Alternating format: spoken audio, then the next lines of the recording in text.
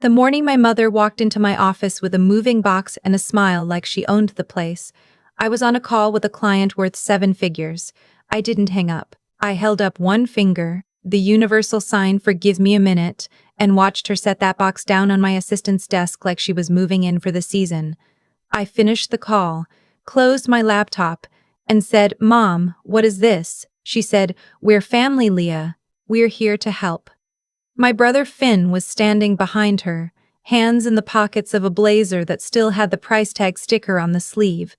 He gave me a nod like we were old friends, like it hadn't been 3 years since he told my father I was an embarrassment to the family name, like he hadn't been in the room when my dad told me that a woman who chose to build a tech startup over getting married at 26 had her priorities fundamentally broken. I looked at the box, then at my mother. Then at the open plan office behind me where 11 of my employees were pretending very hard not to watch. "You should have called first," I said. My mother smiled wider. "We're family, Leah. Family doesn't need an appointment." Let me back up. I started my company, a B2B software platform for small medical practices, out of a rented room in my friend's apartment when I was 28. I had one client, no salary, and a credit card with a $4,000 limit that I treated like it was my entire net worth, because at the time it basically was. My father had been a mid-level manager at an insurance firm for 30 years. He believed in stability. He believed in titles that other people recognized. And when I quit my perfectly good product manager job to chase something he couldn't explain to his golf buddies, he did not take it quietly. "You don't have the experience," he told me at Thanksgiving that year. "You don't have the capital. You don't have the connections. What exactly do you think you have?" I told him I had a product that solved a real problem, and customers who'd already told me they would pay for it. He laughed. Not meanly, which was almost worse. He laughed the way you laugh at a child who says they want to be an astronaut. Fond, dismissive, final. My brother was 24 at the time, living at home, and cycling through entry-level jobs with the kind of casual confidence that only exists when someone else is paying your rent. He had a business degree from a mid-tier university that he referenced constantly and applied never. When I left the dinner table early that night, he followed me to the door and said quietly, so no one else could hear, "You're going to crash and burn, and then you're going to have to come back and pretend it never happened. I almost feel bad for you." I drove home and cried for about 45 minutes. Then I opened my laptop and kept working. That was 4 years before the morning my mother walked into my office with a moving box. In those 4 years, a few things happened. My platform, which I'd named Chartwell, grew from 1 client to 83. I hired my first employee 18 months in, a developer named Rochelle who took a pay cut to join me because she believed in the product. By year 3, we had 11 full-time staff and had just closed a Series A round of funding. I had moved out of my friend's apartment and into an actual office in a building I liked, with windows and a small lobby and a receptionist named Damon who remembered everyone's coffee orders. I had not spoken to my family in 2 years. The break had not been dramatic. No screaming match, no final confrontation. My father had called on my 30th birthday to tell me that my uncle had offered my brother a junior partnership at his small accounting firm. And wasn't that wonderful? Wasn't that the kind of opportunity that came from having a real network, from doing things the right way? I had said, "That's great, I hope he does well," and meant approximately none of it. And somewhere in the silence that followed, we both understood that we had reached the end of something. My mother texted occasionally, holiday messages mostly, a photo of the family dog, nothing that required a real response, and I gave none. I built my life. I built my company. I stopped waiting for them to come around. And then one Tuesday in March, my mother walked into my lobby with a moving box and my brother's resume. I took them into the small conference room off the main floor, the one with the frosted glass so the rest of the office couldn't see in. I asked Damon to hold my calls. My mother sat down and folded her hands on the table with the energy of someone who had rehearsed this. My brother sat beside her and said nothing, which was unusual for him, and which made me more uneasy than if he'd been talking. "Your father and I have been doing a lot of thinking," my mother started. "About family, about what we said, about how we maybe didn't support you the way we should have." I waited, And we want to make it right, she said. We want to be part of this, of what you've built. She gestured vaguely at the office beyond the glass. We're so proud of you, Leah. We really are. The words landed the way they might have landed on the version of me from 4 years ago, the one who had driven home from Thanksgiving and cried for 45 minutes. That version of me would have felt something crack open in her chest, would have wanted so badly to believe it. The current version of me said, "What's in the box?" My mother blinked. "It's just some things, files." Finn put together a proposal. I looked at my brother. A proposal for what? He leaned forward then. Found his voice. "Look, I've been doing a lot of work over the past 2 years, really digging into operations, into scaling strategy. I talked to Uncle Garrett about the accounting side of things, got a real sense of how firms like yours grow. And I think I could add a lot of value here." "You have a background in accounting," I said. "Operational finance." "Yeah, Chartwell is a software company. Software companies still need operations leadership," he said it evenly, confidently. "I'm thinking VP of operations. I'd want an equity stake, obviously, to have real skin in the game." I looked at him for a moment. I thought about the price tag still on his blazer sleeve. I thought about "you're going to crash and burn." "How much equity?" I said. 10% seems fair as a starting point. Given the family relationship and the long-term commitment I'd be bringing.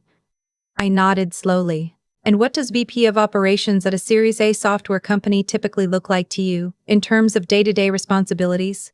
He talked for about 3 minutes. It was the word salad of someone who had read half of a business book and retained the vocabulary without the substance. He said synergies twice. He said streamline the pipeline in a context that suggested he did not know what a pipeline was. When he finished, I said, "Finn, do you know what our product does?" Pause. It's software for medical offices. It's a cloud-based practice management platform with integrated billing, scheduling, and compliance tracking. Our primary clients are independent practices with 2 to 15 providers.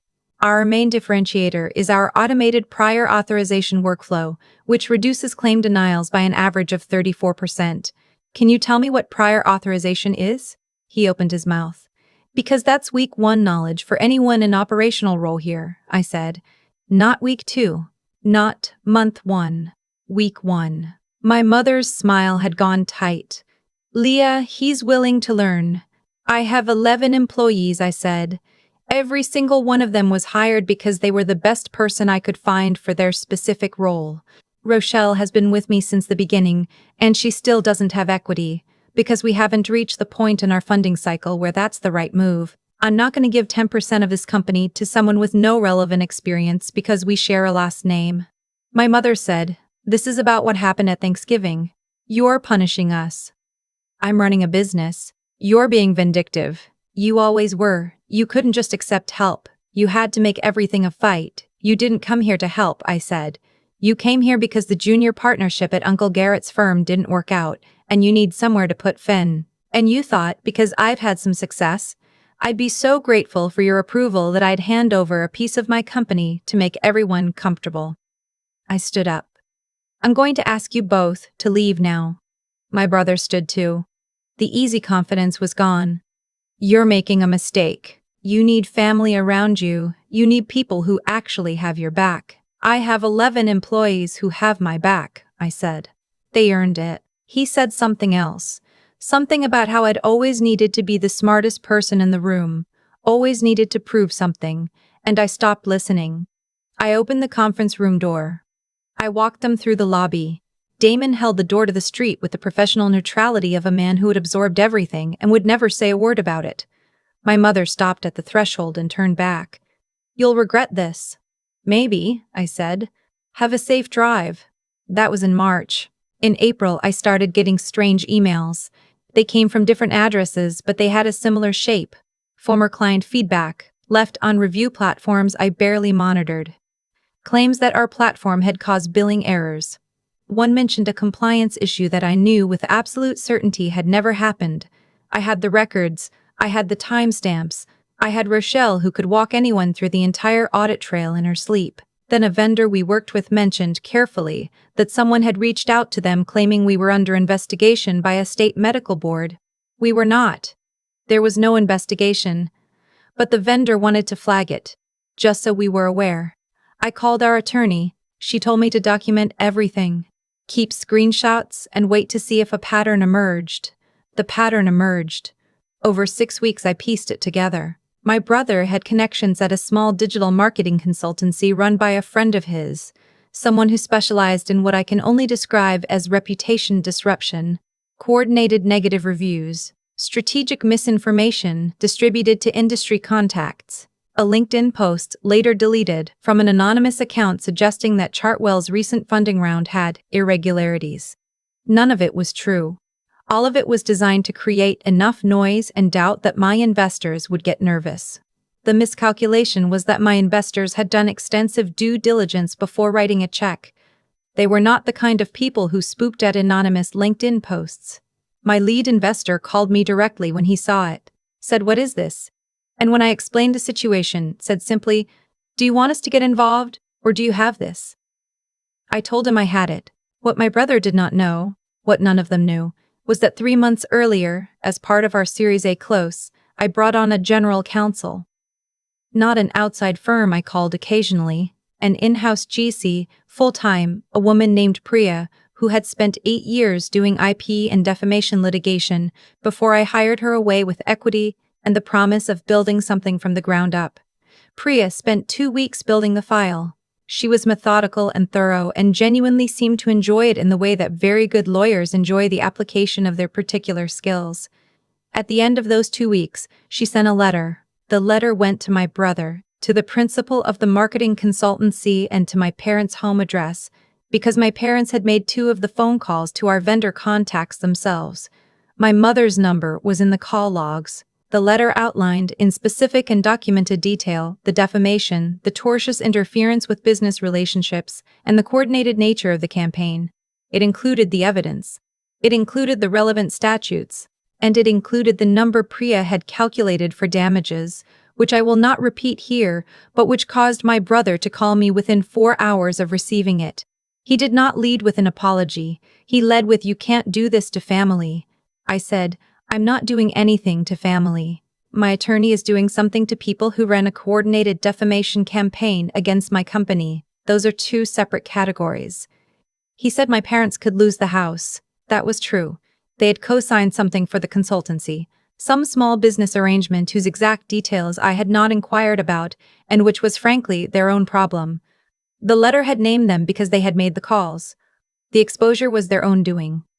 "Finn," I said, "I gave you both the chance to leave and not make this worse. You left and then you made it significantly worse. I don't know what you thought was going to happen." He hung up. My father called the next day. It was the first time I'd heard his voice in 2 years, and it was smaller than I remembered. Careful in a way he'd never been with me before. He said he wanted to talk. I said I'd pass him to Priya. He said no, he meant really talk, not lawyer to lawyer, just us. Father and daughter. I told him I was listening. He said he hadn't known what Finn was doing. That was probably true. My father was many things, but running a social media disinformation campaign was not in his skill set. He said he'd made the vendor calls because Finn asked him to, because Finn said it was just. He paused, gathering information. My father hadn't understood what it would become. I believed him on that too, mostly. "I spent a lot of years being proud in the wrong direction," he said finally. "Of the wrong things. I don't know if you can. I'm not asking you to forgive anything right now. I just want you to know that I know I was wrong." I sat with that for a moment. I told him I appreciated him saying it. I told him it didn't change what was in the letter, because that wasn't about feelings. That was about what had been done to my company and my employees. I told him I needed to protect the 11 people who worked for me before I could think about anything else. He said he understood. I said I hoped that was true. We didn't cry. We didn't make any promises. But something shifted. Some very small, very fragile thing, and I noted it the way you note a hairline crack in the pavement. Carefully, without stepping on it. The legal matter settled 4 months later. I will not detail the terms because they are confidential and also because the specifics matter less than the fact that Priya handled it completely and the marketing consultancy dissolved shortly afterward. My brother moved out of my parents' house in the fall and took a job in another city. Something in logistics I heard secondhand, not from him. We have not spoken. Chartwell closed its Series B in November. We are currently 31 employees, which still shocks me sometimes when I walk through the office in the morning. Rochelle got equity in the new round. She deserved it more than I can say.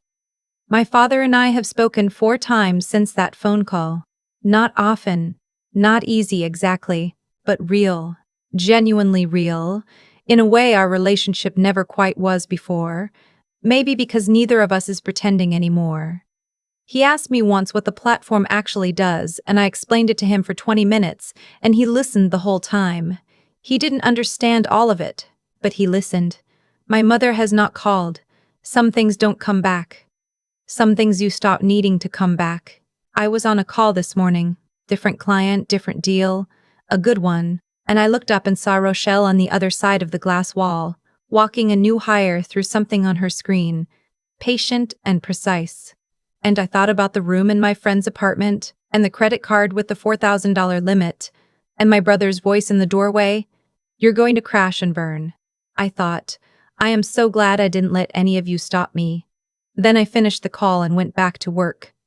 I've thought a lot about what actually happened. Not the legal part, not the settlement, but the deeper pattern underneath all of it.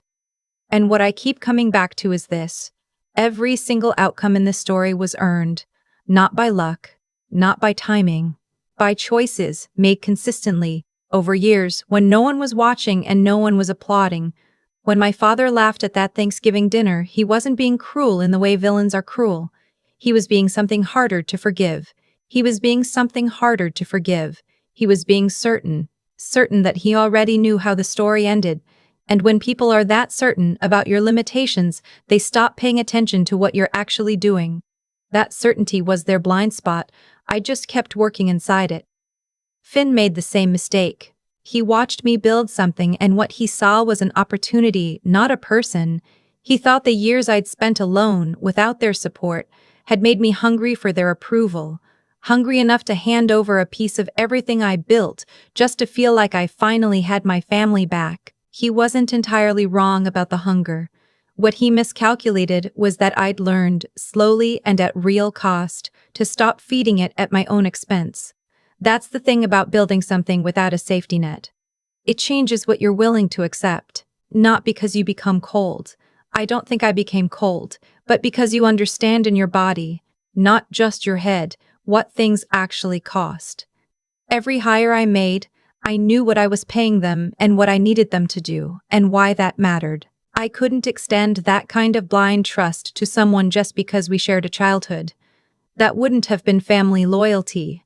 That would have been a different kind of abandonment. Of Rochelle, of my 11 employees, of every person who had taken a real risk on what I was building. Rochelle took a pay cut to join me when I had nothing. Priya left a stable career to build something from scratch. Those were the people with real skin in the game. Not because they were related to me. Because they showed up, did the work, and proved it over time. I think about integrity a lot. Not as an abstract value, but as a very practical, daily decision. It's the choice to do the thing that's actually right when the easier thing is available. When my brother sat across from me and said, "We're family," the easier thing would have been to feel that pull and give into it, to tell myself a story about second chances and fresh starts. I've had to be honest with myself about why I didn't. It wasn't purely principle. It was also that I'd watched him for 30 years and knew exactly what the pattern would look like, 6 months in. Integrity meant being clear-eyed about that, even when being clear-eyed was uncomfortable. And then there's the question of what you do when someone genuinely tries to destroy what you built. Finn's campaign wasn't a misunderstanding. It was a choice, made deliberately, over 6 weeks. What it required from me was not anger. Anger would have made me messy, but precision. Document everything. Let Priya do her job. Don't make it personal when you can make it factual.